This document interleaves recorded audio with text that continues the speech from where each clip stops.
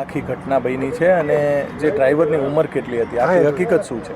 ડ્રાઈવરની ઉંમર 60+ હતી એની ઉંમર, જે એના લાઇસન્સ પ્રમાણે 58માં બોર્ન છે અને જે એના નિયત રૂટ પ્રમાણે જતા હતા, એનો રૂટ પૂરો કરીને એક છેલ્લો ફેરો હતો એ પ્રમાણે, અને 6:30ની આજુબાજુ રેલનગર પાસે અચાનક એને હાર્ટ એટેક આવ્યો, એટલે બસ છે એના કંટ્રોલમાં ઓબ્વિયસ ના જ રહે અને એ સામે રિક્ષામાં એક એક્સિડન્ટ થયેલ હતો. એમાં સાહેબ આવો કોઈ નિયમ ના, હાલ પૂરતું તો એવું કોઈ છે નહીં, પણ એના માટે વાતચીત ચાલુ છે. આગામી દિવસોમાં કોઈ વિચારણા? હા, એ કોર્પોરેશન સાથે મિટિંગ કરી અને બંનેની સાઈડથી જે કંઈ છે એ ફિઝિકલ ટેસ્ટ કે આ તે કરી અને એ પ્રમાણેનું ગોઠવવાનું થશે. ઓકે.